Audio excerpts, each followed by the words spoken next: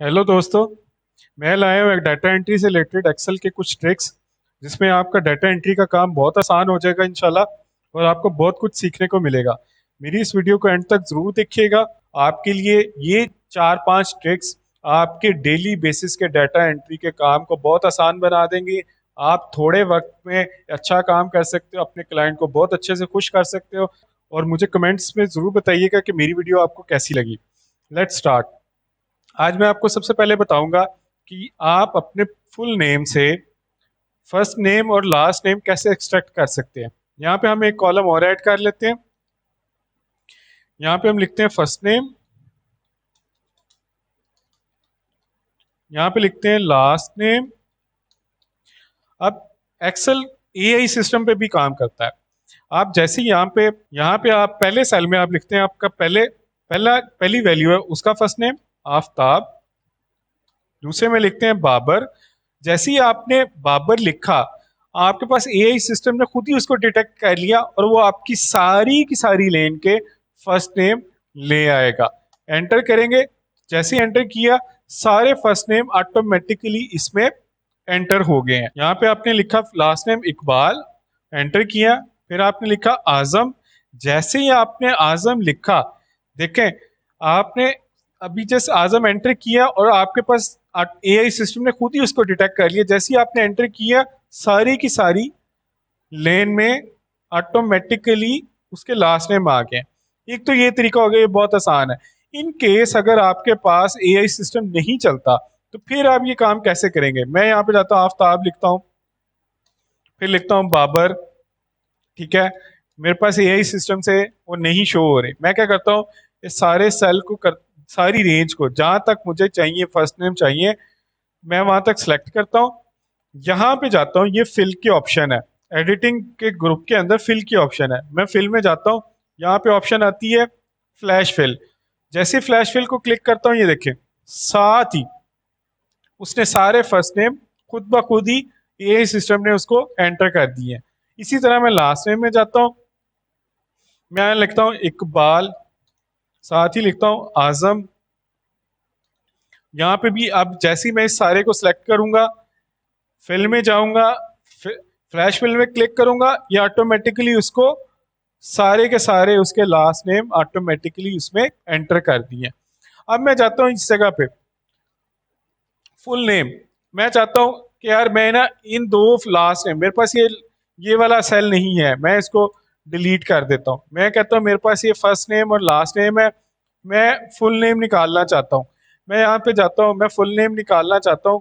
तो क्या करूंगा मैं, उसके लिए बड़ा ही आसान तरीका है। एक तो एआई सिस्टम खुद ही उस चीज को अनेबल कर लेगा। मैं यहाँ पे जाता हूँ, मैं लिखता हूँ आफ्ताब इकबाल, नीचे लिखता हूँ बाबर आजम। एआई सिस्टम ने उसको खुद ही मैं उसको एंटर किया, वो ऑटोमेटिकली उसने इसको कर लिया। इन केस अगर आपके पास डाटा ऐसा है जो कि बहुत ज्यादा ट्रिकी है, बहुत ज्यादा प्रॉब्लमेटिक है, या एआई सिस्टम सही से काम नहीं कर रहा, तो तब आप क्या यूज करेंगे। तब आप एक फार्मूला यूज करेंगे, इज इक्वल टू साइन लगा के फार्मूला लिखेंगे। पहले फर्स्ट नेम जो हमने सबसे पहले लेके आना, उस वैल्यू को सिलेक्ट किया। फिर हमने एक फॉर्मूला लगाना है एंड इन्वर्टेड कॉमास, फिर स्पेस देनी है क्योंकि उन दोनों के दरमियान स्पेस आएगी जो कि उन दोनों को सेपरेट करेगी। फिर इन्वर्टेड कॉमा, फिर एंड, और हमने अपनी सेकंड वैल्यू सिलेक्ट कर लेनी है। जैसे हम एंटर करेंगे, ये देखें, हमारी ये वैल्यू फुल नेम में कन्वर्ट हो चुकी है। ये भी एक ऐसा तरीका है जो आपको नंबर्स में, या बहुत सारे, जो आप 3 से 4 सेल, या कॉलम ऐसा है कि जिसमें 4-5 सेल आप चाहते हैं कि इकट्ठा करना। मैं चाहता हूँ, देखिए, एक सेल में मैं कंबाइन करता हूँ जितने भी मेरे पास अल्फाबेटिक डाटा आ रहा है, मैं उन सबको कंबाइन करना चाहता हूँ। मैं चाहता हूँ कि मेरे पास ये चारों के चारों सेल कंबाइन होके आए एक ऐसे फॉर्मेट में, जैसे मैं लिखता हूँ आफ्ताब इकबाल पर्सन के लाहौर। ठीक है, अब मैं चाहता हूँ ये सारा का सारा मेरे पास इस सेंस में शो हो जाए, कंबाइन होके।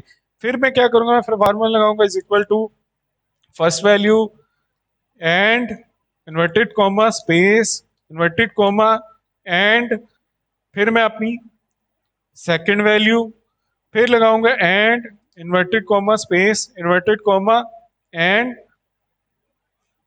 यहां पे मैं अपनी थर्ड वैल्यू ले जाऊंगा, फिर मैं फॉर्मूला लगाऊंगा and inverted comma space inverted comma and, और अपनी लास्ट वैल्यू। जैसे ही मैं एंटर हिट करूंगा, ये देखिए मेरे पास सेम एज इट इज उसी फॉर्मेट में नई वैल्यू आ गई है। इस फॉर्मूले को मैं जैसे ही नीचे कॉपी करूंगा और मेरे पास ये वैल्यू जनरेट हो गई है। ये जैसा आपको समझाने के लिए था, इसमें कोई ऐसी खास चीज नहीं थी। मैं इसको डिलीट करता हूं। अब देखें, यहाँ पे आपको वो शो कर एक्चुअल वैल्यू जो शो करवा रहा है वो फार्मूला शो करवा रहा है। अब आप इस फार्मूले को कैसे खत्म कर सकते हैं? मैं चाहता हूँ यार ये फार्मूला ना शो हो, यहाँ पे जस्ट वैल्यू शो हो। जैसे यहाँ पे जाएं तो ये वैल्यू शो हो रही है, ये देखें ये वैल्यू शो हो रही है फार्मूला के सेक्शन में, वैल्यू शो हो रही है। जो सेल में नजर आ रहा है सेम वैल्यू वही पीछे नजर आ रही है। मैं चाहता हूँ, मैं इसको ये करता हूँ, मैं इसको सारे को सिलेक्ट करता हूँ, कॉपी करता हूं। कॉपी करने के बाद राइट क्लिक करके पेस्ट ऑप्शन में एक ऑप्शन आती है वैल्यू की, ये देखें। जैसे ही मैं वैल्यू पे क्लिक करूंगा, ये ऑटोमेटिकली जो वैल्यू फ्रंट एंड पे शो हो रही थी as it is value back end पे भी आ जाएगी। ठीक हो गया जी। इसके बाद मैं आपको अब दूसरी चीज बताने जा रहा हूं। आपके पास वैल्यू का कॉलम आ रहा है जिसमें अमाउंट्स आ रही हैं, न्यूमेरिक वैल्यूज आ रही हैं। इन वैल्यूज को आपने कैसे फॉर्मेट कर सकते हैं? अगर आप अकाउंटिंग से रिलेटेड काम कर रहे हैं, कुछ जैसे कोई प्रॉफिट एंड लॉस शीट बना रहे हैं, कोई बैलेंस शीट बना रहे हैं, या कोई कैश फ्लो शीट है, एक्सपेंस शीट है, तो आप उसमें चाहते हैं यार ये प्रॉपर अकाउंटिंग फॉर्मेट में नजर आए। सिंपल सी चीज है, आप नंबर वाले ग्रुप में जाएं, नंबर वाले ग्रुप के अंदर ये कॉमा स्टाइल है। जैसे आप कॉमा स्टाइल को क्लिक करेंगे, ये ऑटोमेटिकली इसको अकाउंटिंग फॉर्मेट में ले जाएगा। ठीक है, ऐसे ही एज इट इज अगर मैं इस वाले सेल को करना चाहूं तो रिपीट फंक्शन के लिए मैं क्या करूंगा, F4 को प्रेस करूंगा, F4 जैसे ही प्रेस करूंगा रिपीट फंक्शन हो जाएगा, ये देखें। इसी तरह मैं इसमें जाता हूँ, F4 प्रेस करता हूँ तो ये रिपीट फंक्शन हो जाएगा। अब इनके साथ डेसिमल शो हो रहे हैं, इन सब के साथ पॉइंट के बाद दो दो डेसिमल शो हो रहे हैं। मैं चाहता हूँ यार मेरे कोई डेसिमल शो ना हो, मुझे बगैर डेसिमल के डाटा आए। ये ऑप्शंस हैं दोनों, डेसिमल इंक्रीज और डेसिमल डिक्रीज। अगर मैं इंक्रीज करूंगा तो ये बढ़ते जाएंगे, 2 से 4 हो गए हैं। जैसे ही मैं डिक्रीज पे क्लिक करूंगा, ये देखें डिक्रीज होते रहे। मैं इनको मजीद डिक्रीज कर दूंगा। जो पॉइंट के बाद डेसिमल्स होते हैं उन्हीं को कम ज्यादा करेगा, आपकी ओरिजिनल वैल्यू को बिल्कुल नहीं छेड़ेगा। ठीक है, इसी के साथ मैं आपको अगर कहते हैं इसको कन्वर्ट करेंसी में कन्वर्ट करना है, करेंसी में कैसे कन्वर्ट करेंगे?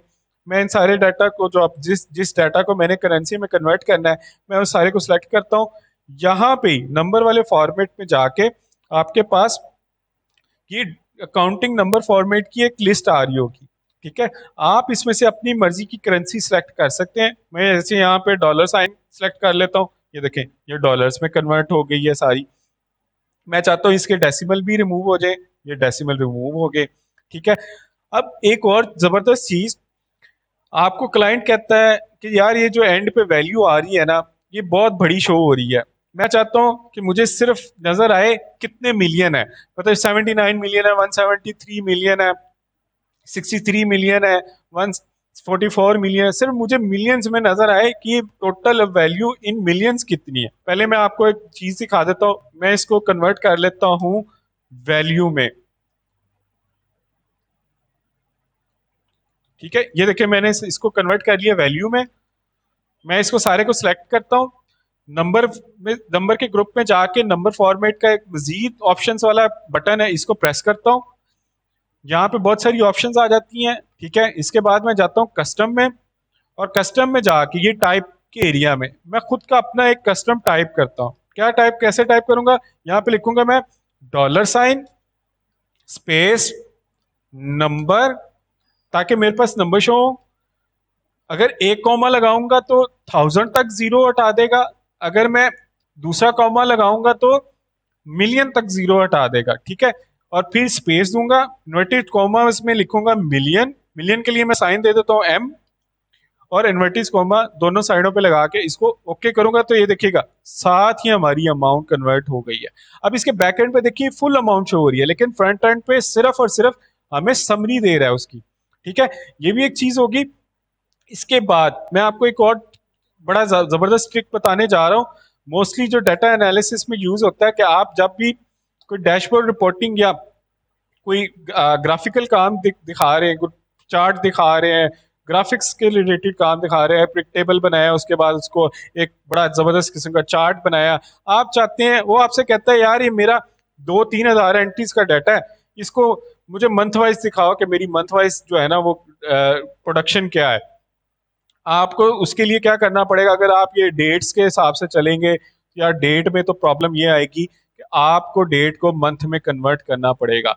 जब आप इसकी फॉर्मेटिंग में जाएंगे तो ये प्रॉब्लम करेगा। ठीक है, आप उसके लिए एक फार्मूला यूज करें, बड़ा ही जबरदस्त आसान फार्मूला है।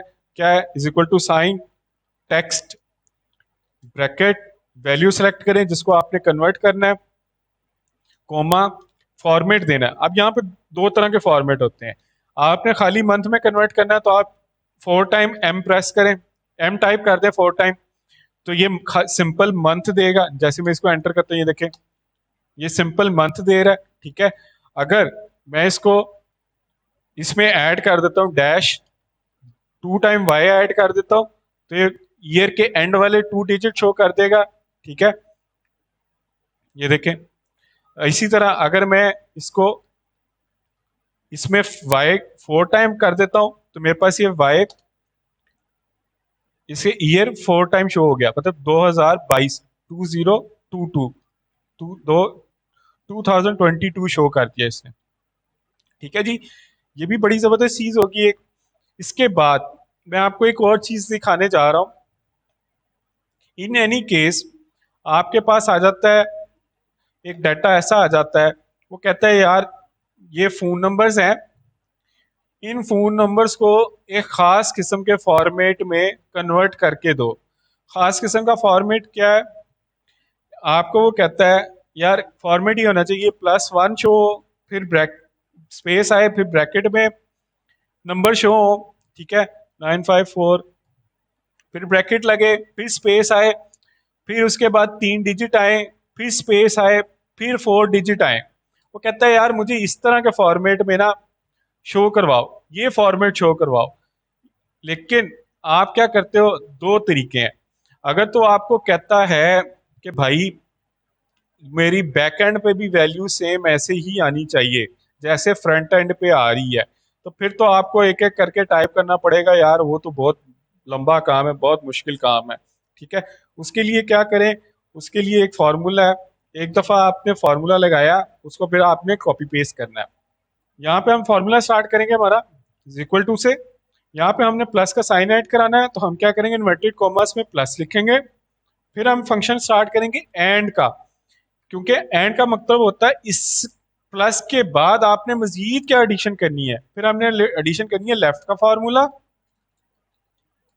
लेफ्ट का फार्मूला, लेफ्ट के फार्मूले के साथ हम स्टार्ट स्टार्ट करेंगे। हमने टेक्स्ट कहाँ से लेना है, इस सेल से टेक्स्ट लेना है।